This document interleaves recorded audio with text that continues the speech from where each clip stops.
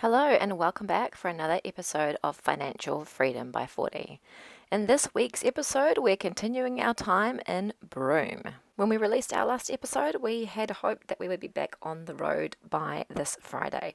Unfortunately, that hasn't been the case, and we've been having to keep ourselves busy for a bit longer in Broome, catching a few more of those beautiful sunsets. All right, another beautiful morning here in Broome. We wish we were on the road today, but unfortunately we are still stuck here for probably another week now. We're waiting for the engine to arrive. It should have taken anywhere between 5 to 10 business days, and I think it's just in line with a bit of our luck at the moment that we're on the 10th day today and the engine still hasn't arrived. So all going well, it arrives today and then they can get into the job on Monday, and by next week Friday we should be back on the road. Fingers crossed, everything is crossed, because we're also running out of accommodation here, so we need to get moving now and see the rest of Australia. Just jumped off the bus in town, so we're having another one of our exploring Broome days. So going to go and get some haircuts. Or at least Ollie and Ryan are going to get some haircuts, and then we're going to head over to the library and spend some time there for the afternoon, and boys will take part in the Minecraft club that they have in the afternoon. So definitely recommend the Minecraft club, it's great. I've already been to it once. For boys and girls. making the most of our time in Broome. Yeah, so that's the second time doing it. Hey Ollie, look at me. What? Show us your fancy haircut. Looking a bit tidier now, aren't The you? lady who did it put conditioner in my hair so I can't get my curls back until the end of the day at least. Well, she had to put conditioner in your hair, Ollie, because your hair was such a matted together mess because you didn't wash it properly. So we're off on our way to our usual Broome hangout, which is the library. So walking between the barber shop and the Broome Public Library. The library's the best place in town. Why do you say that? Well, they've always got something on except for on Sundays and Saturdays. And Sundays they're closed. But on Tuesdays they have Lego Club, Mondays they have a Scratches Coding Club, and then I think they have another coding club on Wednesdays. No, they have the Something else on Wednesdays. Teens Innovation Station on Wednesdays. And then on Fridays I don't know what they have. I don't know But either. Thursdays they have Minecraft class, so we're going to Minecraft class today. Being delayed in Broome for a bit longer did mean that we were able to align our visit with the staircase to the moon. The staircase to the moon is a phenomena where the moon rises on certain tides. So when it's a really low tide, there is a spot out by Roebuck Bay where the moon rises and reflects into the water and the shallow mud flats there, and it makes it look like there is a staircase up to the moon. Here it comes. I know where it's going. You pointed. You don't usually watch the moon rise, do you?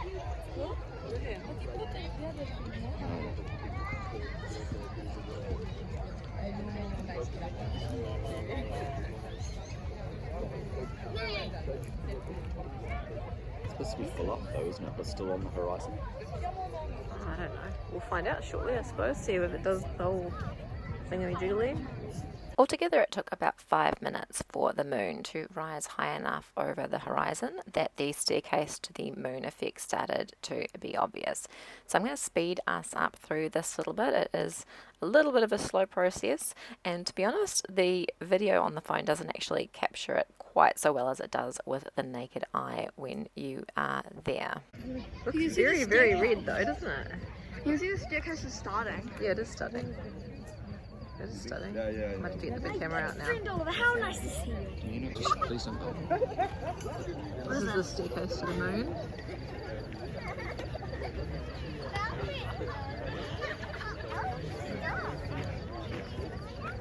You can get a much better idea for what the staircase to the moon looks like when you see the photos that we took on our big camera. We're out again on one of our can collecting missions for our 10-cent can challenge. We're up to, I think it's 157 cans so far. So what is that, 10% of what we needed to roughly get to collect our $150 worth. So don't know if we're going to make it in time, but we're trying again, and we've found 3 so far today. So we'll see see how we go. We hit the jackpot on this road last time, so we'll keep trying.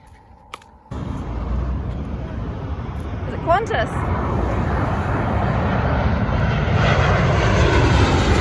Woo! How many have we got now, Ollie? 12. Okay, and what's our goals? What do we each bet that we're going to collect? So I reckon at least 20. You reckon at least 20, Xavier? 27. Yeah, and Xavier, you reckon? 25. 25, and Dad reckons 30, and we've got 12 so far. So, let's see how we go. Put in the comments below who do you think is going to win. Let's keep going. Get to Ollie, 30. So that's 30 something. 36. What is 38?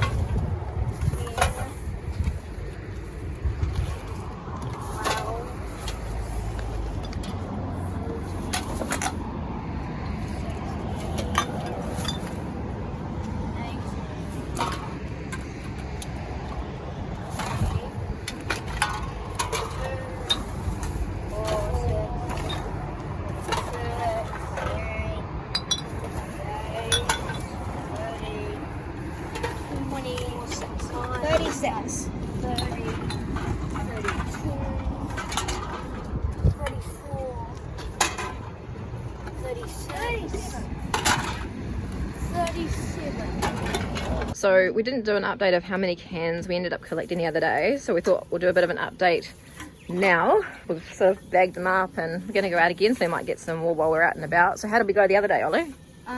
So from the other clips that you guys have seen, we've got 100 in that bag, and then we've got about 60 to 65-ish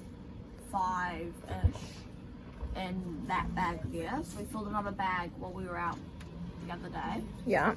And then that bag got about, I don't know, 40 in it. I thought you said there were about 50 in that one, weren't there? So we might, and we've added a few more since then, so maybe 60-ish? Yeah, we'll go So for 60. we've probably got about 250 or ish. Yeah. You reckon now, cans and bottles that we're going to recycle? So we're a bit behind on where we planned to be with our collecting, but we're keeping it up. We'll see how we go. We're probably not going to get our $150 now, but we might. If we've got 250, that's about $25 that we didn't have before. So worth collecting up the cans, and we might be able to add a bit more before we leave Broome as well. Yeah. What do you reckon? Yeah, hopefully we can get some more. What are we doing here, Ollie? We're trying to do the thing that the Aboriginal people do when they carve the boab nuts. So we found these nuts, boab nuts. They're off the trees, the big boab trees, like the one you were seeing earlier on in the video. And a lot of the local people, they carve pictures into them. So we thought we picked a couple of them up. They're everywhere. They're all over the floor, falling off the trees. It's like a seed, or fruit really, I suppose. And yeah, they're everywhere at the moment. So we thought we'll grab a couple and have a go at carving them. So they start off with a sort of a greenish fluff on the outside, and we're having trouble getting the fluff off, or we're having trouble carving into them without getting the fluff off. So we're trying to clean the fluff off at the moment with a bit of sandpaper, and then we're going to try and make our own patterns on them. So this is how we went with the boab seeds. We've got the seed all sanded off nicely, but it's actually really, really hard to carve into. So the people who have the really detailed patterns, we've noticed they're using sharp knives, but we're just using it with a metal skewer. So I've tried to do one here, and you can see I've sort of scraped a line in it, but that took quite a lot of effort to do. So putting a picture in it is quite tricky. Ollie's got his one here. How did you go with yours? I wrote Fun at Broome on it and then 2025 on it, and that's all I could get before my hand hurt too much. So Ollie's managed to do a bit better job than I have. So that's That took where about I got to, but half an hour to get. yeah, it's not the easiest thing to carve into. So so yeah, if you want to do one, you need something sharp, but Very sharp. yep, that's where we got to. And now that we've gotten over our fear of swimming at Broome, because the lifeguards assured us that there actually aren't crocs here very often, so we thought we'll make the most of the beautiful weather and come and enjoy the sea. We noticed there's a big fire going on just down the beach from here, so just suspect it's a big burn off, because There doesn't seem to be any panic or anything, but quite a lot of smoke down that end of the beach. Let's see if we can get the boys catching some waves. Oh, here comes a good one! Woo!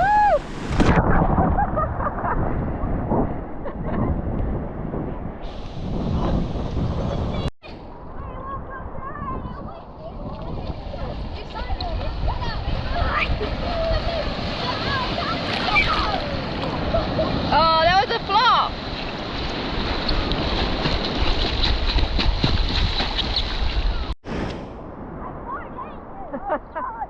Uh-oh! It's a big one!